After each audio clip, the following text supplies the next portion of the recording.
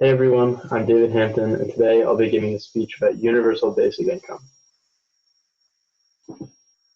I'm sure some of you already have a bit of an idea about what universal basic income is, but no matter how much you already know, by the end of my speech, you'll be able to see how it can help millions of hardworking Americans, what issues have stopped it in the past, and how my proposal is different from those that have come before. Right now, the U.S. economy is experiencing rapid changes due to the rise of automation and globalization. Although both of these things might look good on paper, as the overall growth of our country continues to climb, when you look closer, you can see that many individuals are actually being harmed by this trend. As it becomes more efficient to outsource labor to other countries, we've seen a massive decline in U.S. manufacturing jobs, as shown by the graph on the right. And as automation has worked its way into the factories that are left, companies are realizing that they don't need as many workers to maintain the same level of production. This has left many workers without jobs and with nowhere to go. They can't afford to go back to college, but they also can't find jobs with a similar level of pay without a degree. This has contributed to the fact that America currently has the highest percentage of citizens making under half of the median income among developed countries, as shown by the graph on the left. However, we can solve these problems with the implementation of a universal basic income system. Commonly called UBI, this program would give $1,000 a month to the poorest Americans, allowing them to get back on their feet while also boosting the economy. People often bring up three main arguments against UBI, first being cost.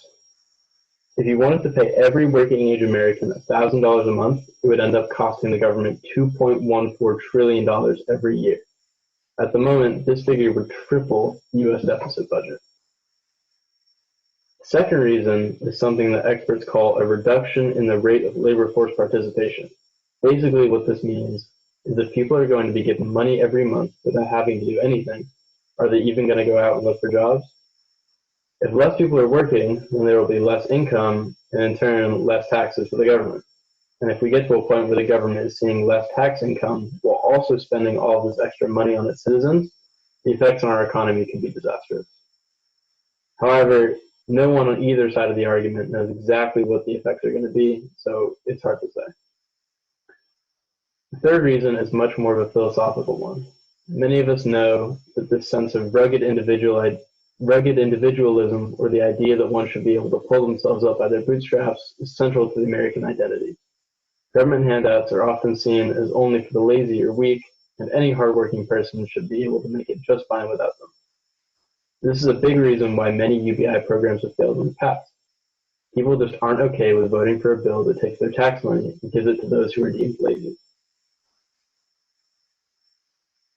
However, if you have a targeted solution like mine, most of these negatives get reduced. Part one of the solution comes with with reducing the amount of people that receive the UBI. So instead of paying the full 180 million working-age Americans, we can take the 5 million of those that have lost their jobs to manufacturing and combine that with the 40 million who are currently living under the poverty line. That brings your total number of people receiving benefits to 45 million and reduces the cost from over $2 billion or $2 trillion to just over $500 billion, a number that's much easier to swallow, especially when you consider that it would replace a lot of other existing welfare programs, bringing the total cost down even more. It should also be noted that this $500 billion isn't a direct loss to the government. One of the core features of UBI is the fact that the government will make this money back in the long run. For years, U.S. fiscal policy has been built on the concept of trickle-down economics. This is the idea that if you give tax breaks to corporations and big business, the money that would have been spent on taxes will in turn be passed down to the employees in forms of higher wages and better benefits. What we have seen in practice is that companies have used the tax breaks to funnel money into stock buybacks and higher pay for executives, not their main employees. This means the money that the government is giving out isn't contributing to the economy because it isn't actually being spent. The clever thing about giving money to our country's poorest is that we can guarantee it will be spent on things like rent and food. This increased spending is the real driving factor of economic growth, not just having more and more money tied up in a huge corporation's capital. You actually end up seeing that the government will get the money back because it will receive more tax money due to increased spending. Second solution is that this targeted proposal gets rid of the argument that less people will be working. UBI would void other forms of government assistance like food stamps and housing vouchers, and $1,000 a month isn't really enough to live on, much less support a big family. This is good because it isn't really the purpose of UBI. It is supposed to serve as a safety net instead of a form of primary income. This allows for greater flexibility and a higher quality of life in the long run. For example, instead of having to work full-time at a minimum wage job just to make ends meet, one would have the ability to work part-time while also attending school, allowing them to get a degree and make more money in the future. It could also give people money to spend on eating healthier, reducing the cost of healthcare that the government would have to bear in the long run, or it could give people something to fall back on in case they get laid off unexpectedly or a natural disaster hits and they aren't able to work for a period of time. The final solution is tries to attack the problem of changing people's values. And this is a little bit harder to deal with than some of the other ones.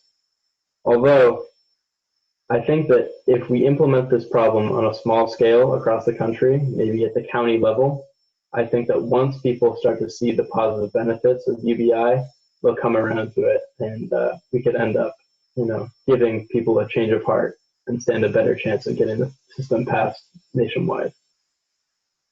To conclude, I think that universal basic income is the way forward for our economy and is the best way to help our country's poor and those who have been affected by unforeseen economic changes.